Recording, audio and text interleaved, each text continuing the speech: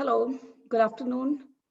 I'm delighted to welcome you back to the third event of the Management and Social Justice series hosted by the New School here. This was originally scheduled to be an in-person conference in May that we've had to redesign into a year-long series of conversation events due to the pandemic. Although, like all of you, I'm looking forward to an in-person gathering of fellow sojourners and kindred spirits. This has turned out to be a silver lining because we can all participate in and attend all the sessions that would have been crammed into 2 days. So we opened the series with the keynote panel exploring intersections of management and social justice. And our second event was a powerful panel sharing their strategies for how to bring organizations into the uprising for Black lives.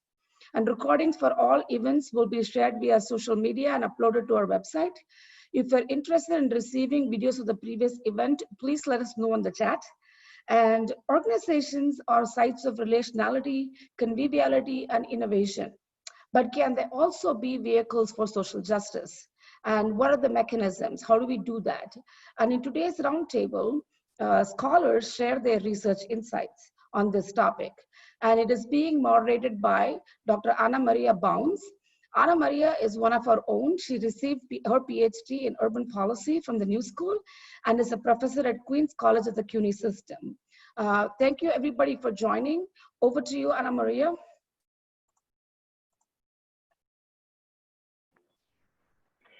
Good afternoon, everyone. Thanks so much for attending today's conversation. The three key words that were used to introduce or to advertise our panel today were our social justice, innovation, and relationality. And I think that those are our three key words for thinking about how we're all in these challenging times are going to work together to develop new, innovative ways to foster a better future and to foster that future together. We have three interesting discussions or three interesting topics today. First, we're going to hear from Mattia Marcourt and her colleagues, Crystal Folk and Joanna Baez. They're going to be talking to us about an innovative program for the online community at Columbia University's School of Social Work. And basically the title of their paper is Fostering a Culture of Innovation by Harnessing Technology to Enable Inclusive Faculty Development. And they're going to speak with us about what sounds like a really terrific, the launch of an annual 5-session live virtual online faculty development series to help their online faculty and staff nationwide. And given this pandemic, we're certainly all today hoping to hear, some tips that might help us with our teaching. They're going to be sharing details on how the series was built, how it helped foster community, and we're going to hear about exciting strategies such as teaching and learning showcases, fostering participation through giving digital badges for series completion, the importance of student and alumni presentations, also being sure to include the valuable input of adjuncts, and also participation from school leadership. So they're going to be sharing a lot of key ideas with us. Now, I just wanted to share one of the participants' response. A comment that was made after attending the survey. One of the participants wrote, "I really valued feeling connected, involved, and like a part of something. That's a very important part of the job for me, I'm realizing. It impacts my morale and motivation. And I've learned a lot. I'm super proud to be part of what's happening. And I hope that we all feel this way after hearing today's talk. I think that the online series that we're doing involving social justice is very exciting. So I think that I'm hoping that people feel that way about our session today. Our next speaker will be Anita Howard, and she's an adjunct professor at Case Western Reserve University. At Case Western, Professor Howard mentors administrators, managers, teachers, and graduate students in the Case Western Reserve's academic and executive education program. And today she's going to be talking to us about promoting social good through a really interesting paper that is basically provides a theoretical construct and model. And the title of that paper is Generative Engagement, Conceptualizing a Rational Approach to Human Development and Sustainability in Today's Troubled World.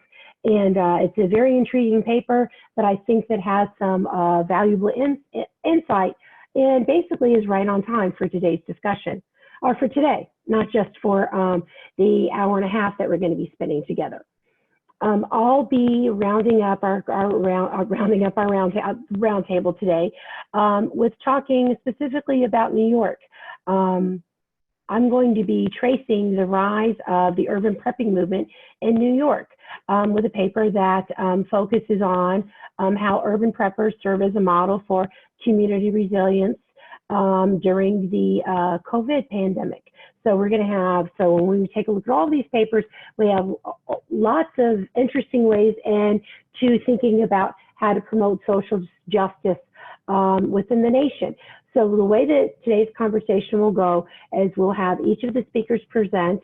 If you have a question, please do feel free to post it in the question and answer section. For general chat, please feel free to post that in the chat section. After each speaker will present for roughly about 10 minutes. Once we've concluded that, we'll have a question and answer session and an exciting dialogue. So let's go ahead and begin with our first panel. Again, thank you so much for coming today, and I'm pretty excited because I think we're going to have some wonderful information shared today. So at this point, I'll turn it over to you, Mattia. Professor Marquardt, actually your title, Mattia, is the Director of Administration on the online campus at Columbia University. So welcome, and I welcome your colleagues, Christina Folk and Joanna Baez. Thank you. Thank you so much, Anna Maria, for the generous introduction. And thank you, Latha, for organizing this. I shared with our panelists earlier, it is so impressive that in the midst of this pandemic, you've put together this series, and I'm so delighted to be a part of it. So thank you. So I'm going to share our slides, and let me move to presenter view here. And I'm hoping that you all can see these okay. If not, I'm sure one of my co-presenters will come on up and let me know. So just as a quick introduction, this is me. Please feel free to reach out over Twitter or LinkedIn. I'd love to connect with you and keep the conversation going beyond this. And I've been working with our online campus for over 6 years now at the School of Social Work, and I really love it. And as we've seen in these days, now more than ever, it's so essential to use technology, and we really hope that our ideas on ways that we stay connected with folks can resonate and be helpful for others. So over to Joanna. Hi, thanks, echoing Mattia and the thanks for this time together and for this important topic. My name is Joanna Cresswell-Baez, and I'm the Manager of Course Development with our online campus at Columbia Social Work. I've been an adjunct assistant professor for the last 3 years and help support our faculty, weaving in themes of social justice, innovation, and relationality through everything we do in our courses. So really excited to be talking about this today. And let me pass it over to my colleague, Crystal. Hi, everyone.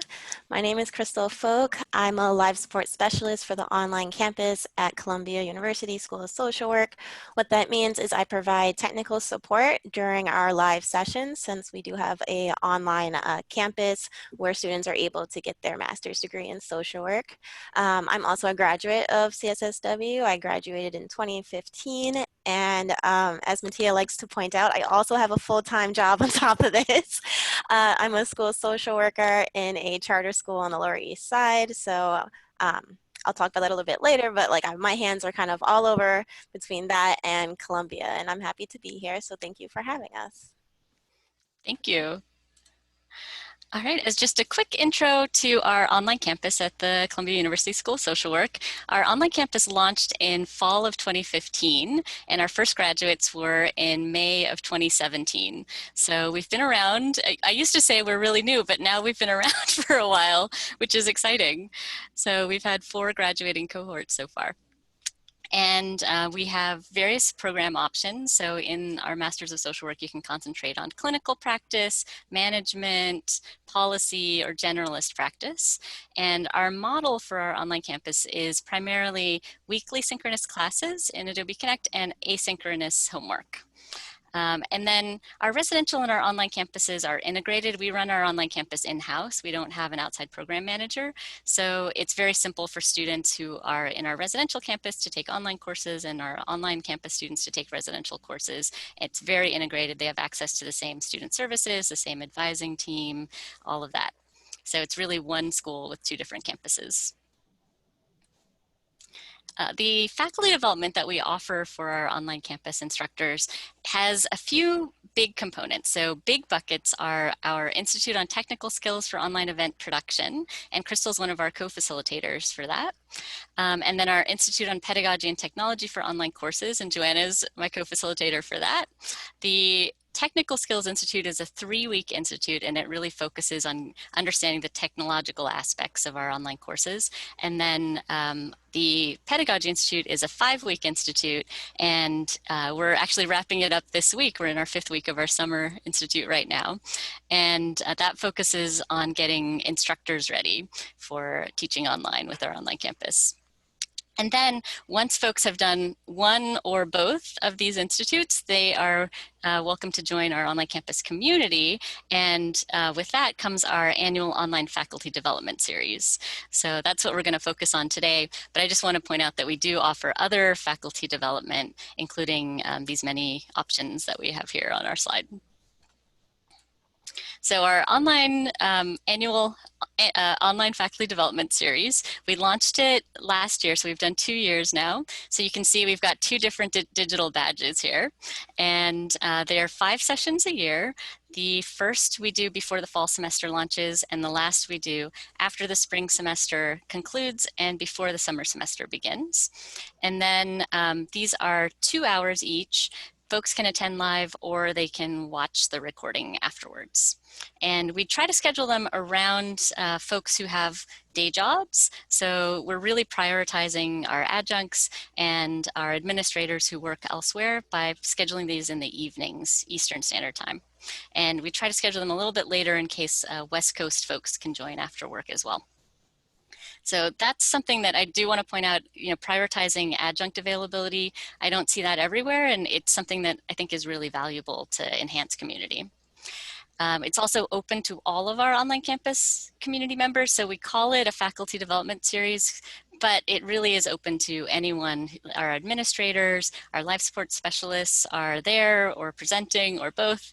We have alumni sometimes come and present, and just administrators in the school, like folks who work with advising for online students and things. So it's very open and community based in that way. And when we say faculty, we're also including our TAs in that group. We call them associates at the School of Social Work. The goals for this series are to facilitate continuous learning and development, because we can all use that, and keeping our skills fresh, and then building and sustaining an ongoing community.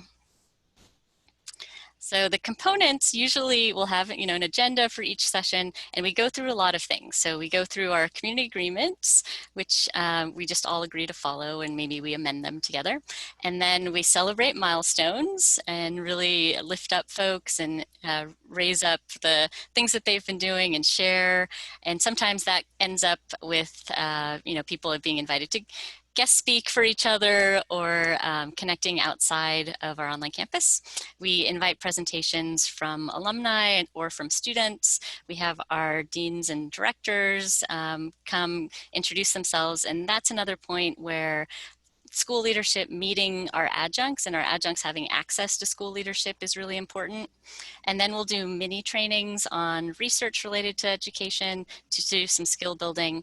We have our news and updates around policies or procedures or just any general news. And then we do lightning round teaching and learning showcase presentations, which I'm excited to share about here.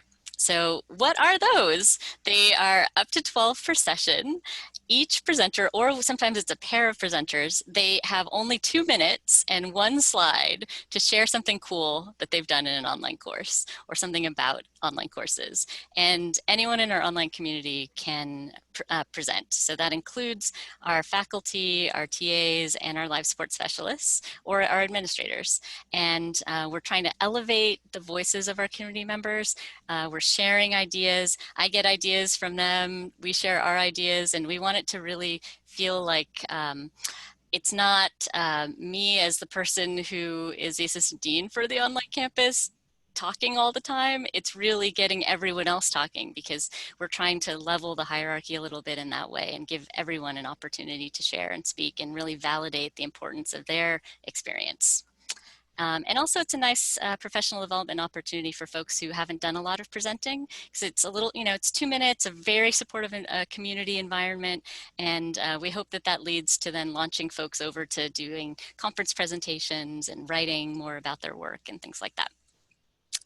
So here are some example topics. They can be about anything cool someone's done in an online course. And I'm going to pass over first to Crystal and then to Joanna to give us a couple examples. Sure. So as Mattia mentioned, one of my highlights that happened this fall, or last fall, I should say now, 2019, myself and a colleague had supported over 20 courses on the online campus. So me and him both were live support specialists. So we presented how we were able to do all of this. Both me and my colleague, we work full-time jobs, so we wanted to make sure that we provided our fellow life support specialists with little ideas to help make sure that you could manage everything. So we talked about different ways to get help from other life support specialists. We have a page on Canvas where we could support each other and people can ask questions. We have life support specialist mentors who are able to help guide new life support specialists. Besides the resources on Canvas, it's about how you organize yourself. So in order to reach 20 courses, I started in 2017, so I had multiple courses a semester. So you have to make sure that you're really organized. I have different folders for each class. I make sure that every week's materials is in a specific folder. Sometimes little post-it notes to remind me of the cues that the professor would like to happen, changing layouts and everything like that on Adobe Connect. Set reminders. My phone is my life. I have reminders for all my classes, all the meetings, anything I have to do, everything is there. So I make sure that that's there. And make sure that you have pretty good time management skills. When you're taking on a lot, you have to make sure that you're able to commit to it. So that's why I said my phone's my life, because everything's in there, planning out the time I have for that. But also it's important to plan for yourself. I'm rushing because I'm practiced at 2 minutes. But also you have to plan to commit for yourself, which also means making sure that you're able to have some self-care. So for me, sometimes it's watching some like cheesy reality show on Netflix that makes me laugh. I'm not gonna name which one I just finished watching. Or reading. I've gotten into reading too, because we're all at home, and especially now with everything that's happening, I feel like I have the time to read. So that's something that I've taken upon myself to support myself with self-care. And then stay connected. The reason I became a life support specialist is because I wanted to reconnect with the online with the community. I wasn't actually part of the online campus, but I'm so happy to be part of it now. So just being connected with other alumni, with the students as they're learning, with the instructors. I mean, I love every moment of it. And I say this on my profile in Canvas, but as long as the online campus will have me, I'm gonna stay, even if I keep on adding to my responsibilities. So this is actually the layout that me and my colleague presented on. This is the exact slide that we had for the lightning round, and we went through these bullet points together. So, yeah.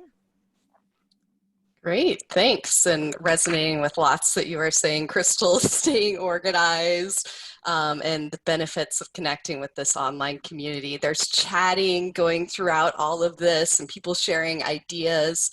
So something I shared out in my lightning round, I developed and teach an immigrants and families course.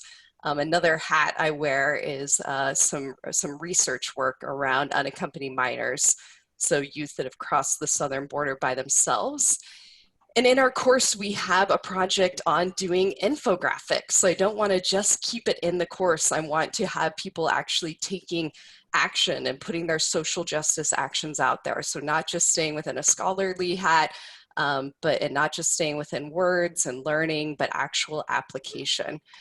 So this was a project, it was back in 2019, and look at this amazing work that I shared with all of my colleagues. This was our students' infographics.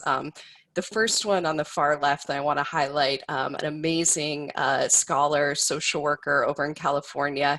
Her name is Maritza. She gave me permission to share this, Maritza Gonzalez-Taes. And she created an Instagram account for supporting immigrant youth who are queer, LGBTQIA+, and really amplifying their voices. And then you can see all on the right-hand side were two other students who also decided to tackle different social justice topics around supporting immigrants, supporting at our US-Mexico border, and also stopping sexual violence towards unaccompanied minors. They were able to take these into their works. They were able to connect with new peers online. So again, that harnessing technology and thinking about how we can have our assignments really move outside of the classroom and make an impact. So excited to share these with you all and the great work of the students. Thank you so much, Joanna.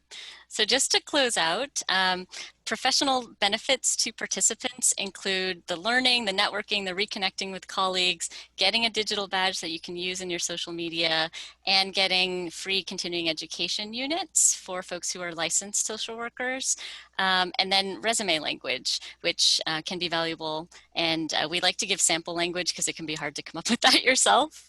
But I think we might be close to time. So maybe when we get to the Q&A, we'll be sharing more about that, because Crystal and Joanna in particular have great perspectives to share about that. And then just very, very quickly, some data. If you're watching the video, hit pause and you can look at it real quick. But basically, we have a lot of attendance and it's very interactive. And the feedback has been very good. We try to collect that, and I really appreciate Anna Maria sharing one of the quotes as well in her intro. So we've also got more resources to learn about our faculty development. Send us an email or connect with us on LinkedIn or Twitter, and we'll be happy to share these slides with you, which include all these links. And that's it. So thanks very much, and I look forward to the conversation in the Q&A.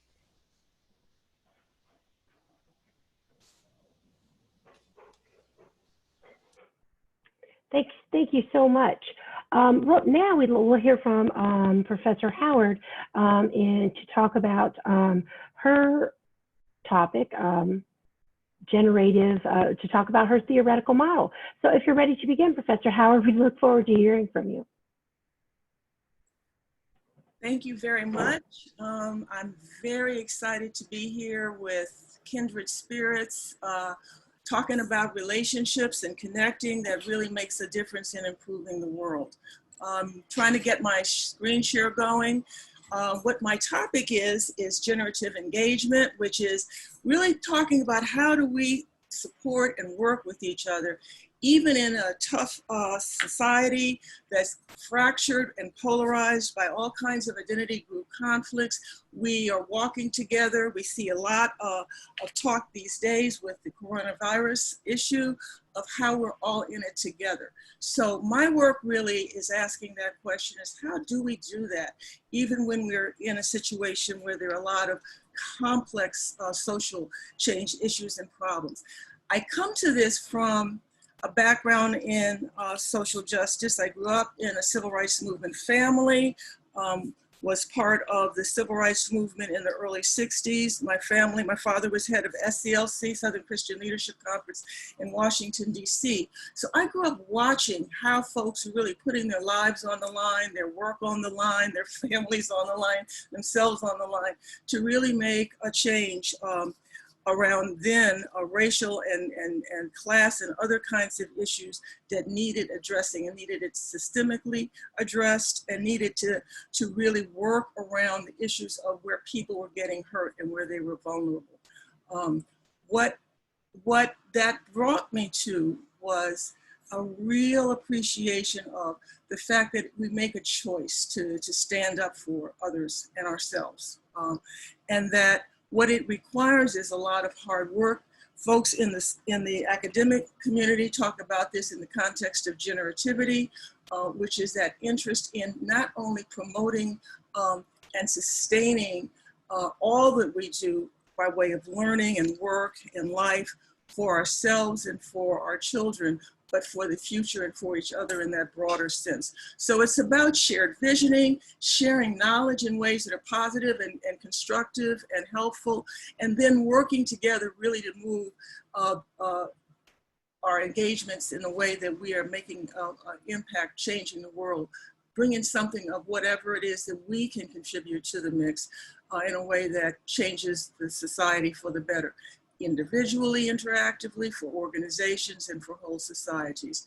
The thing is that we are doing this with a lot of different identities, a lot of different backgrounds coming from all different kinds of experiences, and identity group conflict has been there in the mix all through human history, and makes it challenging sometimes for us to choose to not just be able to promote shared interests and work together around what it is that we're doing to preserve our own group, but to do that in a way where resource sharing is important and also difficult to share with other people and to support other people who might even be coming from conflicting ideas and backgrounds.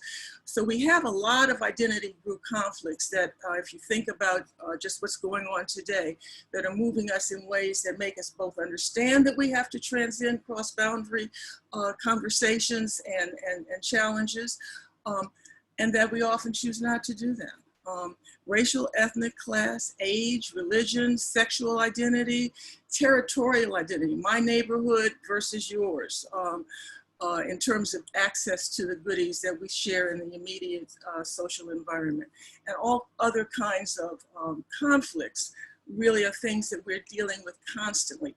Again, it's fascinating to me as I watch today's pandemic and how we are all sort of clustered at home, watching things go on, and the ways in which it's making us have to think about how we're going to pull together even to deal with this health crisis and the other things that have happened in the post-George Floyd era, where we're seeing people being hurt, where they're watching it together, and it's really changed in an amazing way the moment we're living in, such that we all are sort of thinking about these things in a way that is not just casual or, think about it in the flavor of the conflict of the day, but really understanding the deep connectivity we live in, and that we all need in some way to think about how we're going to pull together.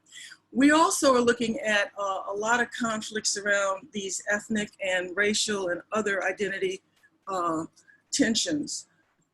I think that, and scholars have talked about long, and scholars are talking about now, how the anticipation of the shifts in society from a majority and traditionally institutionally control-driven majority white experience to a world by 2043 that's going to be a minority majority context in America, and that's happening in different ways all the way across the world. So this is triggering a lot of awareness that's playing out in all kinds of different ways about whether or not that is being seen as a good thing or not, or a challenging thing. What the scholars are telling us is that the research and the experience is indicating that we're not really necessarily going to be able to transcend the ways in which we've been doing things up to now, which has a lot of intergroup tension and conflict, moving us in anti-social rather than pro-social directions in terms of how we relate to each other. But we always have that option and that chance to make a different choice. So, again, what my work is looking at as we see all the different ways that this is playing out, I ask you to think about, the things that stand out for you in terms of where your attention goes in terms of identity group conflicts, based on what your own memberships and identities are and what we're seeing broadly around what's going on for others in the world. That awareness takes us to really understanding the need for generativity. These are researchers, McAdams and DeSanto-Alban, who are working with many people who talk about generativity as a need that is a social kind of resource for society. And from the standpoint of us as collectives, it's a critical resource that really supports our societies, undergirds our organizations, and really moves our ability to tap that energy and interest in sustaining our communities from one generation to the next, a broader sort of futuristic kind of thinking, not just making decisions and engaging around immediate convenience, but really that interest in understanding how we're going to move in a sort of shared interplay to keep the sustainment of what is going on right now, and also moving social change that is informed by our need to address the problems that we're facing and experiencing in the now, and also really build a better life and a better world for folks in the future. So those bring me to these action research questions. Again, part of the thing that I learned as someone who grew up around the civil rights movement folk was that they were really serious about understanding what it is they were going to do by way of tackling problems and getting up the energy and the courage and the just self-organizing to do that, but also understanding that they needed to learn and hear from other people. So they always were talking about this thing they call the action theory link, that connection between what it is we're doing, literally how we're walking our talk, and what it is we're sharing and learning from each other by way of whatever ways we're capturing that knowledge in books and scholarship and all of that. So for me, it's absolutely a thrill to be involved in a conversation with all of you about that action theory link, because that understanding of I came to scholarship out of the understanding and embeddedness in social change and civil rights movement activity. And we figured out that a lot of the ideas that we had, while they really helped us make structural changes, like if you're thinking about the civil rights demonstrations in the South circa 60s, were addressed at really just bringing down Jim Crow laws and integration, moving that.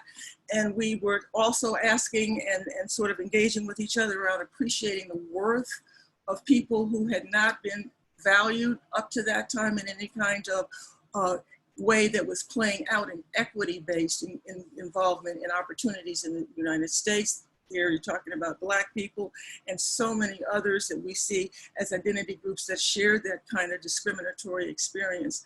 But the point here is that the understanding that we needed to be informed by knowledge, because when we sort of thought, well, if we just talk and share and get out here and change, people's attitudes are just going to change. You know, things will be better because folks will see and learn that valuing discriminated against people is something that we need to do for the greater and better good. It didn't just happen that way. Attitudes just didn't automatically change because we were involved in this work and talking about this all the time and putting our lives on the line. Something more was going on than simply attitude change. So that's why I came into a work in scholarship to sort of begin to study and figure out why wasn't the attitudes, why weren't they changing? What was going on here? How to understand what was driving this in a way that can be then immediately fed back into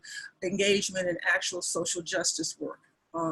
So the questions that I come to the research with are what helps people to really bridge identity group differences, especially when these are tough challenges that we're facing.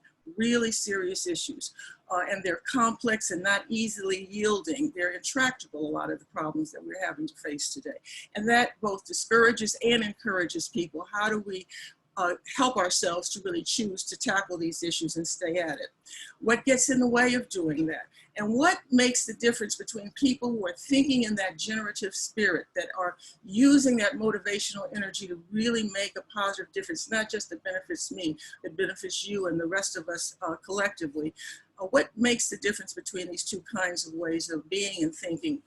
And how can we learn from the understanding of generativity, how in our organizations and in our communities and in our world to actually revitalize the social fabric and really create a way in which people are choosing more often and more effectively to build social cohesion in the interest of really supporting and sustaining all of us.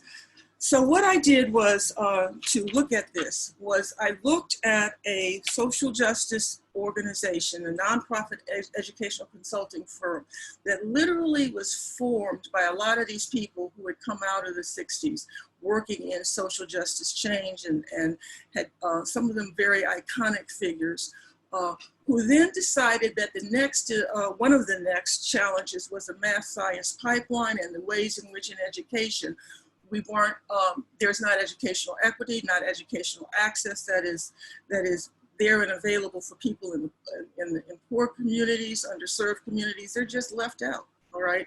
So this firm was organized to make an impact on that and to also galvanize and move community development where people were leading and participating in their own process of improving the opportunities for their families and children in the context of school and math literacy teaching, and also in terms of really doing that where they were not just being sidelined in terms of how to look at educational delivery, but were equal partners in organizing the math literacy work, the work in the schools, the teaching that their children received, and their children's ability to be able to really access that math science pipeline. So the program really was very deeply building on the same kind of organizing principles that came out of the civil rights movement, and they were therefore looking at community development as a part of this, a whole sort of interest in creating neighborhood capacity and networked capacity, even as they were doing curricular development, teaching teachers how to really do math instruction in a way that taught all students and didn't assume some people couldn't do it, which was part of the problem. Youth development, video documentation of all of these things. These folks were really involved in deprogramming and work across the South in doing all of this.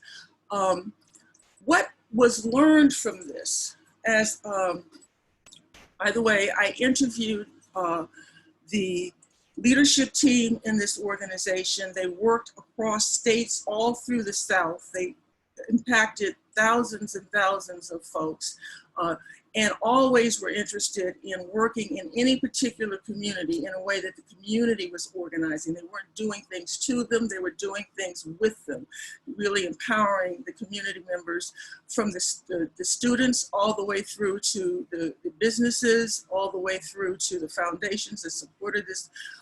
All the stakeholders in the situation were involved in this work. So there you again had a lot of cross-sectoral people coming together to do something in a way that was building collective capacity. So the findings from this study that are interesting in terms of looking at how does generative behavior happen? It was looked at from the context that generativity exists in a continuum. We aren't generative just because we're like that or because we're good people. We make a choice, really, to move in the positive direction of attention between being self-concerned and concerned with one's own or one's own group survival, which is an important thing and it's a human thing to do, and being concerned with everybody, equally being able to be involved and be effective and be invested in. So that's a tension and a continuum that is played against the interest in being both generative and inclusive, or generative and sort of narrow-minded in the sense that you're generatively interested in growing capacity, but you're doing it largely for your own group and you're doing it out of that context. You also have the people and the mindset that looks at, I'm just interested in my own group, and when that is intersecting with or coherent with being inclusive, it becomes defensive in its nature, or it becomes, if it's interacting with a sort of more even narrow-minded look, you get isolationism. The point being that the interest here is what is generative engagement. There are three other ways you can do this. and three other ways that this research sort of suggests that we organize when we think about being generative and versus inclusive, and the interplay between that. But generativity is that intersection between inclusivity and this interest in the greater good for everyone being addressed, and that kicks out open collaboration that is fostering mutual engagement and involvement in things that are making for social cohesion. It looks like this. The generative belief really leads to pro-social values, that compassionate interest, that caring interest in everybody, even people who are different from oneself and might even be in conflict with oneself. You're still interested in them, because you've got to figure out how to work with them to get out the other end of the continuum with a building of a collective space that isn't fraught and fractured. The other thing that generative belief is moved by is that intrinsic motivation. You have to have a sense of one's own agency, or the group's own agency. Where there is no belief that you can make a difference, it gets in the way of being able to sort of move open dialogue and visioning and idea sharing and collaboration. Activating, and that's one of the things this organization that I studied was very interested in. How do you get people together in a way that they can say the things that and talk about and face the difficulties that are really crushing them, but still do it with a sense of hope and belief that there is an agency you can actually make a change. When you have these two things together, it leads to the ability to engage in dialogue. It's extraordinarily important for people to talk and connect with each other. So these previous team that is talking about how do we use the internet as a tool to do that, it is extraordinarily important to figure out what are the channels of communication, and that they are open and inclusive, and that it allows us to do the work that is collaborative. And that is what leads to generative engagement. The really understanding that these things in the mix kick out our ability to come together to really tackle those problems in the interest of really building broad and deep and inclusionary sort of resources for everyone. Very quickly, the conclusions out of this study and this perspective are that generative engagement isn't just a nice thing to do. You know, being interested in each other and caring about each other isn't just about, you know, that sort of ideal we have that we are good people and caring people and all that. It's a really hard-nosed sort of resource that helps us, moreover, to respond in some kind of effective way to these issues and problems that are disrupting and representing real discontinuities in the flow of daily life and experience. Another conclusion is that this takes a real mindset that is pro-social, and that not only is thinking about really making a positive impact. People often quote that Gandhi quote, "Be the difference you want to see in the world." It is, you've got to have a sense of how you're going to be doing that in a way that transforms the life space, yourself, others, and that you're doing that in a way that is parity-based, resource sharing, and problem-solving driven with all the people and the stakeholders in the mix. Again, even those people with whom you disagree or are in competition.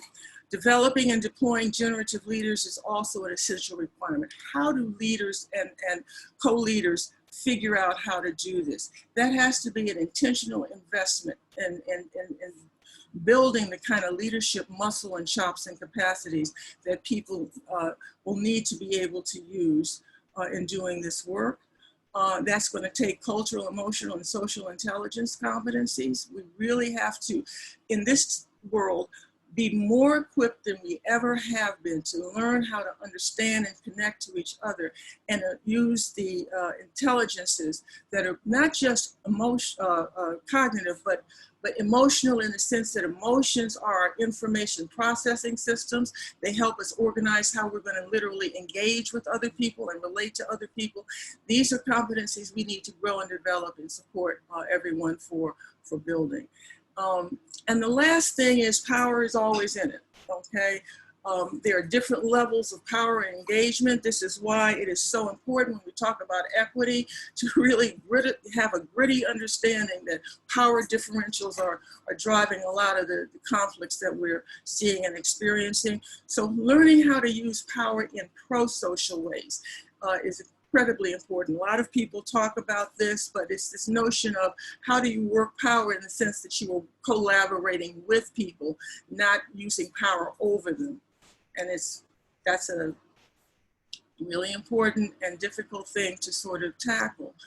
Power within, where you're moving a kind of moral agency and a moral sensibility, and empowerment, the real interest in using power in a fashion that is collective, collaborative, and really organized around the interest in developing self and others equally. So those are the things that I'm bringing to the mix and sort of encouraging us to think about, because I believe for us as organizations, individuals, societies, these are generative engagement really is a resource that we need to harness.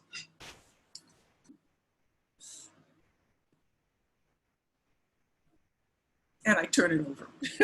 Yes, thank you so much. What a powerful presentation. I have so many questions, so I'm also looking forward to Q&A. I think that there's a real, I think that both presentations really intersect with mine. With my presentation, I'm talking about knowledge and learning. I'm talking about leadership. I'll be discussing community networks and the importance of community cohesion, and also that idea of connecting with one another, learning not just from our peers, but learning from older individuals in our community and trying to see what we can learn from one another. The group that I'm going to be talking about today exhibits all of these characteristics. Which group am I talking about today? I'm talking about New York's urban preppers. I'm talking about the group of preppers, the group that we normally stereotype as individuals being very secretive, very isolationist, individuals who spend a lot of time focusing on doomsday. Today I'm going to be destroying a lot of those myths. Today I'm going to be talking about how city dwellers, how New Yorkers focus on preparing for disaster. And we're going to see how they use a lot of the tools that Professor Howard has discussed, and also that are also displayed, and the success that came out through taking a look at the faculty development series. The idea, again, of giving people tools to work with, tools to help themselves, tools to make a community be more resilient. So I'm going to provide more of a talk today rather than a formal PowerPoint presentation, because one of the things that I've discovered whenever I give talks about urban preppers, particularly those in the city, that there's a lot of questions and that people want to share a lot of ideas. So I'm going to talk through my research today rather than present a traditional PowerPoint, because I think that it really resonates with all the different issues that we've discussed today. So I think what I'm doing is I'm going to be giving sort of kind of a meat and bones to Professor Howard's discussion in terms of kind of a sort of a case of all the wonderful ideas that she's presented. So I'm going to talk for a minute or two while I'm going to set my own timer, right? Since I've been telling everyone else to limit everyone else to time. I'm going to start by talking about an interesting moment for me during the pandemic. At the end of April, just like everyone else, you know, I was alternating between trying to ignore that we were in a pandemic, even though I wasn't even though I was sheltering in place, and also trying to get as much information as I could to figure out, you know, when we were going to get out of this, when we were going to be able to go back to our regular lives. So I did what everyone across the country does. You know, I spent some time, probably too much time, looking at the live coronavirus updates on the New York Times. And I encountered an interest, I was reading yet, another article about COVID's devastation of our city. And I was feeling a little bit, probably more than a little bit, downtrodden, just as we all have been at some point during the pandemic. So I thought, well, you know what I'm going to do? I'm going to try to connect with others, even though we're not together, and I'm going to read the readers' comments in the New York Times. I don't know if I'm the only person that does that, but I've discovered that sometimes that's where the real story is, trying to figure out how people are grasping or struggling with news, how they're comprehending it, different ideas that they have. So, I read through the comments, and there was one comment that struck with me, and, ever since I think about it every day. In response to all this bad news, all of this devastation that occurred in the city, all these lost lives and lost jobs, and almost a lost way of being a New Yorker. This person listed or wrote in their comments one sentence that I think that summarizes everything. The person wrote, "Being a New Yorker takes work." Being a New Yorker takes work. I think that person is right.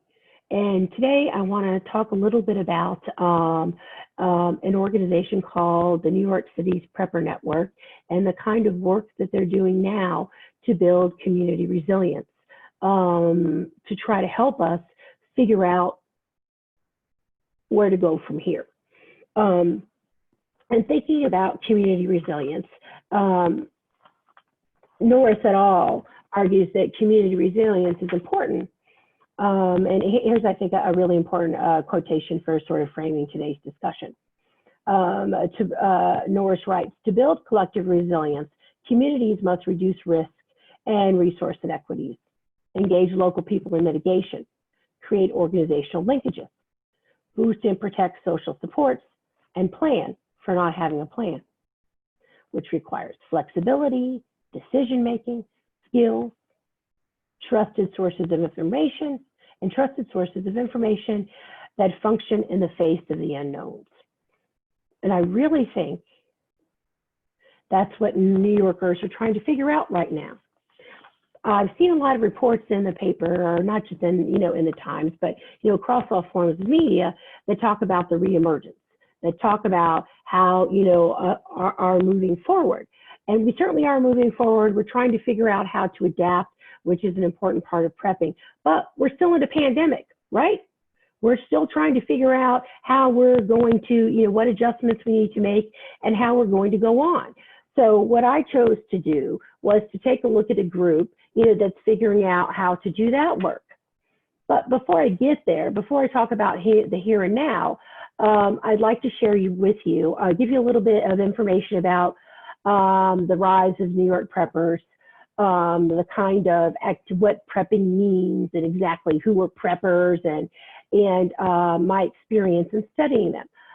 Since 2017, I've been engaged in a participant observation study. I've basically been conducting an ethnographic project in which I researched New York preppers, urban preppers, city dwellers, who are very different from rural preppers and from suburban preppers. I took on the project of spending basically two years with a group to try to figure out how and why New Yorkers prepare for disaster. And here's the most important thing that I've discovered. We could spend hours talking about how New York preppers are different from rural or suburban preppers, just based on dwellings. The fact that we live in apartments, the fact that we have smaller spaces, the fact that we prep differently. We have different tools, we have different needs because we have different needs. But that's just really, I would argue that isn't the most crucial part of the story. When we think about preppers and popular culture. And I just asked you for a moment to think about some of the television programs that you've seen, some of the movies, some of the commercials, because all of this is definitely out there in the American imagination. Who do we imagine? We imagine, you know, that rural isolationist, right, who seems a bit crazy, who is fearful of the government, fearful that the government is going to come for that person's belongings. Usually the stereotype is that the person is fearful that the government's coming for their stockpile of weapons, their ammunition, whatever we think. You know, when we think about popular culture, you know, the images of an isolated, usually white male individual who fears the government's coming for me. I'm going to stockpile, I'm going to prepare for doomsday, because for doomsday, that means the government's coming for me. Whereas New York preppers, city preppers prepare for disaster because they perceive the government isn't coming for them. There's some truth in that. When we take a look at the management of the COVID pandemic, when we take a look at the lack of coordination, the lack of transparency, the lack of regard, all of these issues our experience since January really has impressed upon us the importance of social justice, the importance of thinking about social justice, not just in terms of our everyday life, but when catastrophe occurs, thinking about social justice, you know, in the realm of disaster preparedness and disaster management. In studying studying urban preppers, I spent time with a particular group, 2 years, learning what they do, spending time going to their meetings, learning from them, learning survival skills, going on outdoor excursions, all of those things that were unknown to me, that were very foreign to me. Why did I spend time learning them? Well, I spent time learning them because I think I experienced the same thing that all New Yorkers do, or many New Yorkers. We have a rising interest in prepping and trying to figure out how to protect our families during disaster, how to minimize economic risk, how to minimize physical harm, because city life is a little bit different now. When we take a look at the recent history of New York's disasters, really beginning with September 11th, what do we see? We see that being a New Yorker doesn't just require street smarts anymore, it requires survival smarts. A lot of the people that I've interviewed in prepping, when I say a lot, the New York City Preppers Network has, it's the only public prepping group in the city, has a membership of over 500 individuals. I've had in-depth interviews with at least 43 of those members. I've also interviewed independent preppers in the city, people of ordinary income, and multimillionaires, billionaires, who are also interested in prepping. And I've discovered that the majority of those individuals have come to prepping because they perceive that life as a New Yorker has changed. They've come to prepping because of direct experience, not because of some fantasy that they have that aliens are going to come, that there's going to be a zombie apocalypse, right? They're coming to prepping because in the recent history, really since the start of this century, New York has experienced terrorist attacks, natural disasters. First, the threat of a pandemic, worry about the Zika virus, worried about Ebola. Now we're in the middle of a pandemic. Technological collapse, which we experienced with the blackout. In addition, government and economic collapse. Don't forget, just a few years ago, we've experienced what? We experienced what we call the Great Recession, right? So unfortunately, with New York, we've had all of these direct experiences. So that's the first reason why thinking about community resilience and thinking about urban preppers and trying to figure out the how and why of it is so important, because the culture of New York is changing, unfortunately. The second issue is that when we think about the popularity of and the depiction, the stereotype of preppers in American culture, as I've already said, we tend to think about the stereotype. We tend to think about this isolated individual. We tend to think about the stereotype again of, you know, the lone white male hero. Very different in the city. The majority of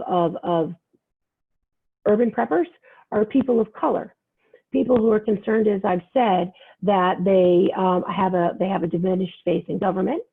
They have concern that the government will be either overwhelmed or unable to help them during crisis, or not interested in helping them. And we can argue that at the federal level, there's certainly evidence of all of those at work. So I think that's why my research is particularly important, because I'm discovering that this idea of prepping, specifically urban prepping, demonstrates our move away from our connection with government and our move toward the local, our move toward community, the move toward helping one another through building networks, which is all basically the things that we've been talking about today and in previous presentations involving social justice.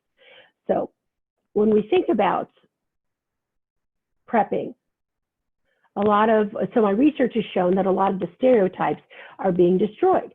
However, there's still very much a stigma associated with prepping. Prepping is very mainstream, much more mainstream than you would expect, but it's not something that people really talk about, at least before the pandemic.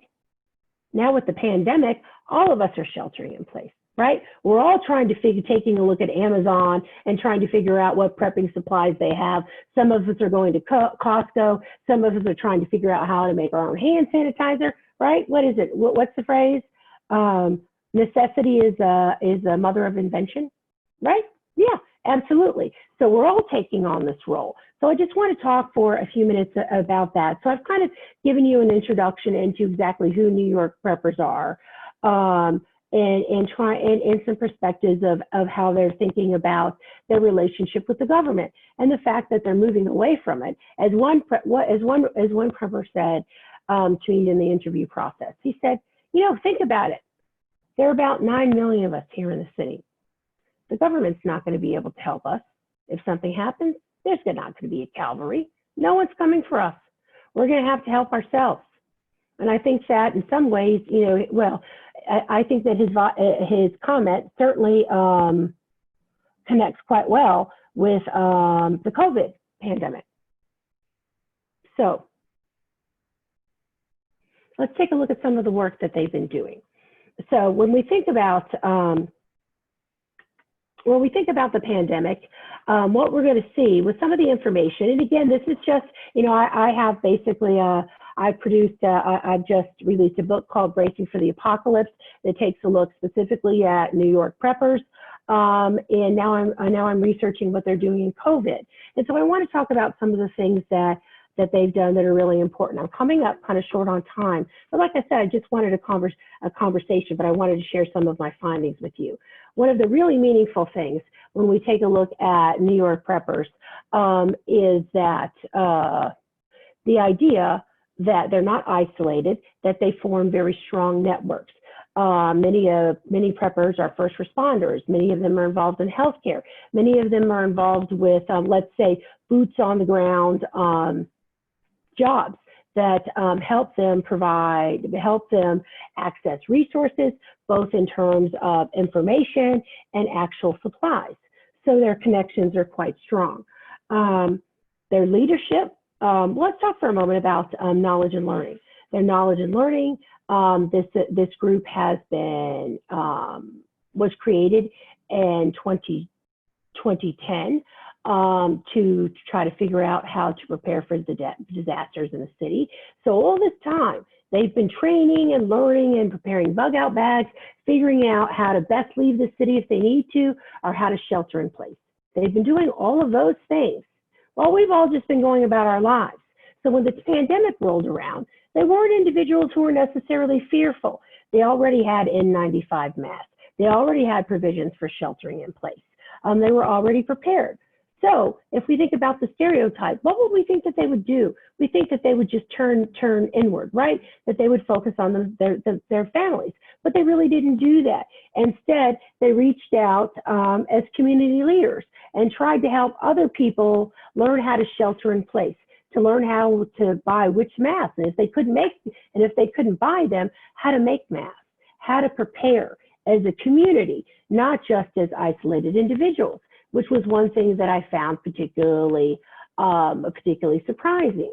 In addition to being important, let's say the trusted advisor for sheltering in place within their apartment buildings and also within their communities, they also did other things. They did things like form resource supply chains. If someone didn't have an item, they helped the person find the item. They made resources available, either for free or at face value. So they were important in terms of community resilience. They were meeting perceived gaps in the government's ability to provide supplies, which I think is particularly important.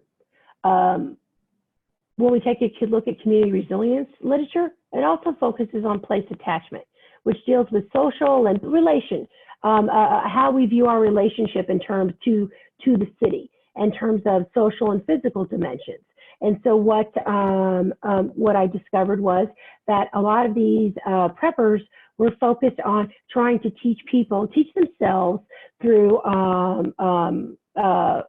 online sessions, how to shelter in place and how to deal with things like smaller spaces, how to create designated workstations for learning and for working, how to rearrange furniture to promote traffic flows, how to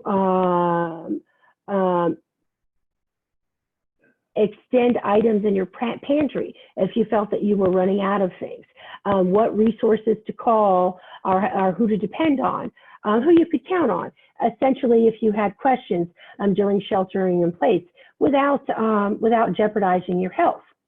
Now, when we think about leadership, that's a wonderful illustration of community leadership and the things that Professor Howard was talking about.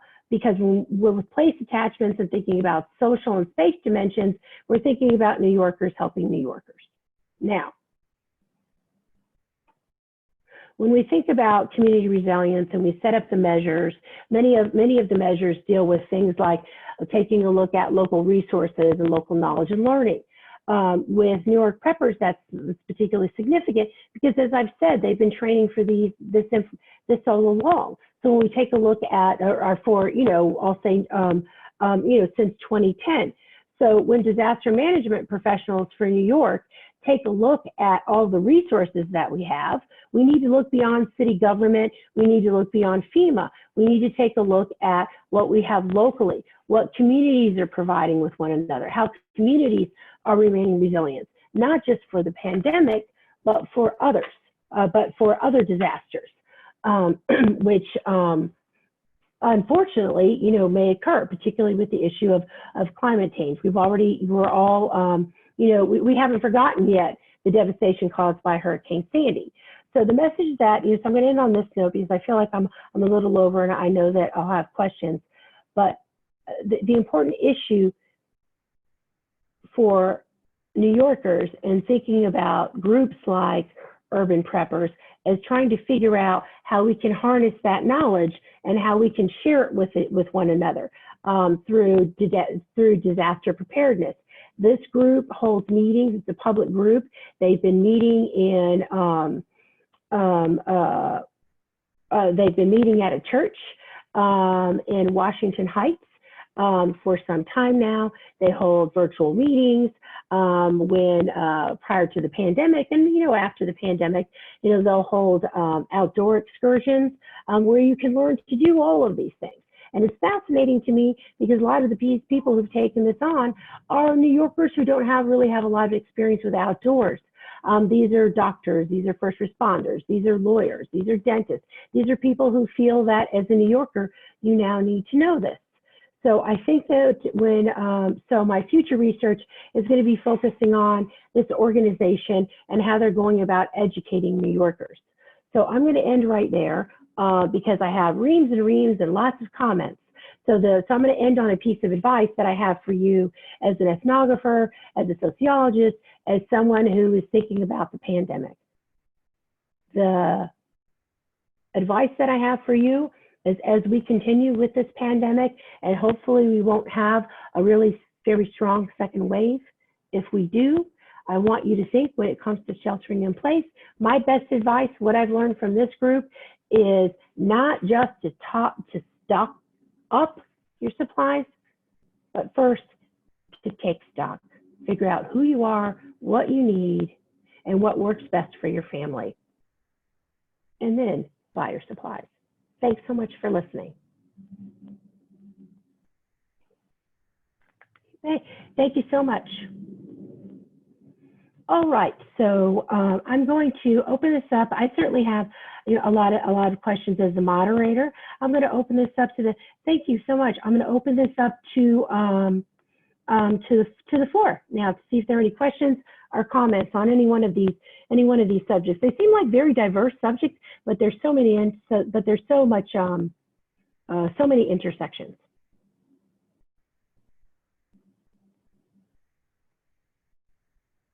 I'd like to start with the first presentation. One of the things that has really blown me away is the level of detail, the different types of the rich learning and deep engagement that you provided with faculty members. I'm wondering what kind of reception you've had involving the first launch. I know that you received a lot of terrific response from people who participated, but what about the general Columbia community who knows about this? I can't help but think that this would be a great model for helping faculty members continue with the transition to online learning. Thank you. Yes, I agree with that. It's been so helpful. And when we first kicked it off, one of the responses we got was that it helped reduce a sense of isolation. So I don't know if this is relatable, but for folks who are teaching online from their homes or from wherever they happen to be, it can feel pretty isolating if you're not teaching from a school. It's different from residential teaching in that way. So that's something that was a real initial response. And I'm going to pass it over to Crystal, because Crystal has earned all of our available badges that we have with our online campus, and she's done on top of her other work, and she's starting a DSW program in the fall. So I think she's got some insight for us. Yeah, well, thank you, Mattia. Kind of as I said before, it's kind of all about what you want to get out of it. So the reason why I have attended all of the programs available is because I wanted to reconnect with the campus, with Columbia. I mean, it was a few years after I graduated, I kind of felt that isolation, I think Mattia was talking about, just not being in the campus, because I was a residential student, so I had a different experience. And then I learned about the online program, or more about it, because it was there when I was there, but more about the online program, and I just felt like it was a great opportunity to get involved in. And I think just the feel, at first I would say I was skeptical about a whole online program. I thought I would miss the residential feeling and everything like that, but now, like, Mattia and the team does like a great job at making it feel like you have that connection, so that loneliness isn't there. So even though you're staring at a computer screen, you still feel connected to everyone that's there. And I think that's why I keep on going to learn more information on how to do that. I mean, I'm not really in a teaching role right now, but that might be something I want to do in the future. So I definitely want to have this skill set. Well, I facilitate, Mattia won't let me forget that. I facilitate the training, but I haven't really done hands-on, like a professional role like that, professor role, I'm sorry, like that. So I think it's just learning the tools and getting connected. It's about networking and still feeling like you're part of the school. And I think that's why I keep on going back to all the trainings, and even completing a makeup assignment if I miss one or there, because they're great tools. It's definitely a learning experience, and it shows that the campus definitely wants to make sure that we're prepared and that we're able to help each other out, especially during these times. We've talked a lot about that the last few meetings that we had for the professional development series, because we're adjusting to everything that's going on. So it definitely helps to have the support of people even when you can't be around them physically. Well, I think that your comment is very well taken in terms of, trying to reconnect, trying to deal with, loneliness and isolation. Face it, faculty members and staff, we're used to a big sense of community. We're used to connecting with people all the time. So I think that this is a terrific program for kind of helping facilitate that more. How many badges are there again? They said you've earned all the badges. How many? I have. I put me on the spot. I think, okay, there's the 2 series badges. So that was for 2018, 2019, 2019 Okay. to 2020. There's the trauma.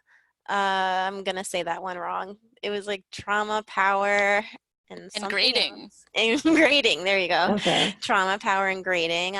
There was the Institute of Technology, which is now renamed to the Technical Skills Institute. That's 3 weeks long.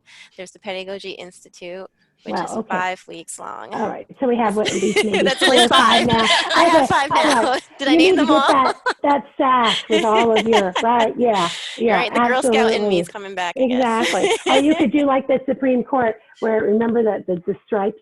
Yeah, exactly. Yeah. Exactly. That sounds outstanding. One of the ways that we're trying to facilitate, one of the things that we're doing at Queens College, beyond having teach within our Department of Sociology, one of the things that we're doing to promote faculty development, or let's say social cohesion, is not just within our department, but for the entire college. We've started a podcast called QC Podcast. We're certainly going to come up with a better title, but that shares interesting things about our community and about our staff members to kind of help us all stay more connected. I am just so excited about the model that you've offered, because we're all at this particular point looking for ways to stay engaged and to improve our teaching in this context. So thank you so much again. Thank you. I have a question for Professor Howard, and this is a little, or maybe a comment, and this is a little bit maybe selfish, but I was just so excited to learn more about your topic and the whole idea of shared vision, sharing resources, creating networks, and the idea of one generation speaking to the next. Because one of the interesting things that I found out, and that I'm with urban preppers, is that a lot of individuals, particularly women who are interested in prepping and their issues that deal with homesteading and sustainability, actually learned important skills from their mothers and from their grandparents that they've decided to carry on to help support community. And not just community, to help support, things like learning how to can, learning how to have a victory garden, a small garden, learning how, to shop in a certain way, to store 10 foods. So, for the moment when, the family experience, let's say for when the family experienced a lean time, when someone lost his or her job, a lot of this relates to the immigrant experience, and trying to, based on my interviews, trying to make the adjustment to life in New York. I was hoping that you could comment just a little bit more about the importance of those connections. I'm discovering that they provide an important grounding for people. Well, one of the things that is really thrilling again is to hear all of our stories from the internet sort of understanding, because we follow communications and technology, right? Or put another way, and I defer to all of you, in terms of this, but technology profoundly shapes how we communicate in any particular era. So the kind of knowledges that we now need, especially with the context that you're talking about of a disaster that's natural and that has got us now in a profound way sheltered, okay, and trying to figure out how to get back to what we took for granted maybe 6 months ago. Okay, is huge. So the thing that, I guess, learning from my work is that we are deeply relational and connected and dialogic. Okay, so hearing the story of the urban preppers is absolutely, invigorating, right? Inspiring, and it sort of holds you a little bit, in the sense of both knowledge and connection. We're not by ourselves. You talked about isolation. Right. All of these things go to why, as we move from all of our internal, intrapsychic, individual experience and selfness, back out to the connection, The telling of the stories and the connecting in the way that we are sharing and remembering and bringing them back is so life-giving, right? So I'm just touched by that, in terms of moving from how do we connect and how are we having to connect and what kind of new skill sets are, because if I don't know how to connect, if I don't have Wi-Fi, what is, there's a kind of isolating aspect of that, and being able to all of us be concerned about how we hold connection in the community space is brought to life by the story of the urban preppers who didn't just prepare and think about this and work on this, collect and pass down the generational stories about this and their myriad ways in which you're talking about how they were understanding this. But when it actually happened that we have a shared and unexpected disaster, are out there trying to figure out how to hold on to other people as well. It's our best self as human beings. Yeah, absolutely. And when I started this research, I had the sense that it was going to be a very meaningful story for New York, and it certainly is. And we see kind of the flip side of that when we see lost communities. When we take a look at, because of the pandemic, when we take a look at our immigrant communities, our communities first of color, race and income, we know, in addition to age, are two of the most important factors, okay, in affecting mortality rates, right? Involving mortality rates in terms of COVID. When we take a look at the center, which is affiliated with the New School, the Center for an Urban Future just released an interesting, I'll say a terrifying report that shows that roughly 50% of many immigrant communities in the city are, it's experiencing unemployment. For two reasons. One, they're illegal immigrants who aren't able to apply for government support. Are there individuals who are eligible but are fearful, which again speaks about the relationship that individuals have to government. So yeah, there's certainly a lot, many different social justice issues brought to bear, for all of us right now. It's such a rich and rich literature, and these are such serious times for thinking about the real impact of all the shortcomings that we have when we think about New York culture and we think about how we care for one another, when we think about who has access to healthcare, who has access to education, who has income, all of these things. They're all interconnected. So again, that's why I think that your presentation is particularly important. One of the questions that I have for the panel and taking a look at your different ideas is, when you think about New York's future, both short-term and long-term, and you think about the research that you've completed, what do you think are the most important things? Like say, for example, for the first panel, in terms of thinking about successful teaching in an online format, both short-term and long-term, what do you think is the most important elements when we think about the future? What matters most? It's a great question. And I think thinking about technology, one of the key things is staying connected. And I think that's a theme that's come through all of these presentations. Mm-hmm. But I want to pass it over to Joanna because she is an amazing connector, and she actually started as an adjunct with our online campus, and then when a full-time position opened up, we grabbed her. And I think we've only met in person 2 or 3 times, but we've been working together for years, and that's because of the possibility of developing community online. Thanks, Mattia. Yeah, I've kind of worn different hats, have different perspectives, and the first thing that came to mind, Anna Maria, when you said that was community, connection, supporting each other, and thinking of Dr. Howard's research and great work. that we need to look for every avenue, short-term, long-term, to promote connection and community. And I was thinking of, you guys were talking about isolation earlier, and I opened up my email this morning, and a lot of us, right? Lots of communication via email, especially these days. And I had an email from someone that I had met in our faculty development series, and they said, just, how are you doing? I know you've got a 3-year-old. How's it going today? And it just like, it really, yeah. And so these connections, and so I'm, thinking of my response back, and I'm wondering how she's doing. The last time we talked, she said she was working on some self-care and doing some more exercise. So I'm like, I'm holding her, right? And can we more collectively hold each other, short and long term? So Dr. Howard, is really resonating with your presentation around that. Well, thank you. I want to give it back at you because I teach a social justice leadership course in the spring.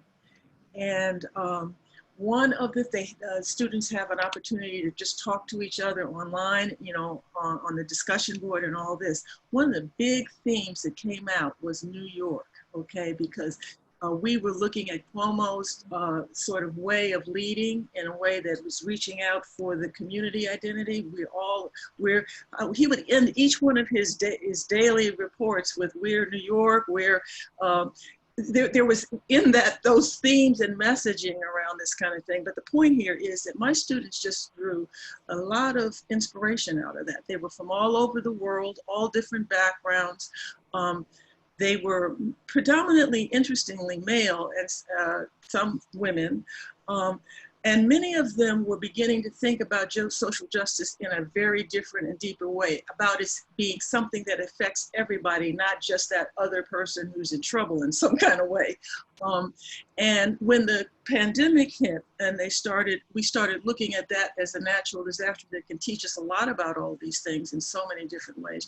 Again, it was the New York essence and ethos that they were seeing as presented in terms of what we were sort of able to access by way of that collective response. So again, Anna Maria, your research is intriguing, in terms of beginning to give more granular stories about how, and the other thing is, we often think about social justice in terms of these great, grand, big, up in the sky leaders, It's about, and that's a myth about, I think, a lot of what turns and moves these kinds of things. If you're talking about movement context and social change context, it's all of us, and the understanding that everybody has something to contribute, right? And the question becomes a different one. What is it that I have to contribute, and what can I contribute in a way that I contribute it without putting myself, in a situation that overly drains me down. So Johanna, the idea about resilience and replenishment and all that being in it. But again, I'm just giving it back at you because my students really coming to see through that New York experience is possible.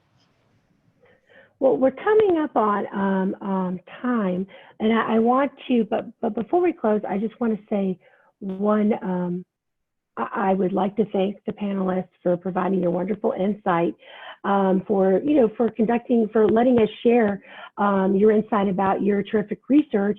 But not just that, I'd like to thank you for kind of giving all of us, listening today or participating, sort of that shot of hope, that shot of resilience that Dr. Howard talks so much about. That idea of the importance of hope and the importance of inspiration. I really think that's what today has been about. And I want to close actually by referencing a book. If other people haven't, let me give you one moment. It's called The Art of Gathering, and you may have read. It's by Priya Parker, and basically, I think I've just finished the book, and she's talking about all the different, Parker's talking about all the different rituals that we have involving meeting, why we meet, the rituals when we meet. And she makes a very important argument that I think is directly related to why we're all here today and why the Milano management conversation about social justice is so important.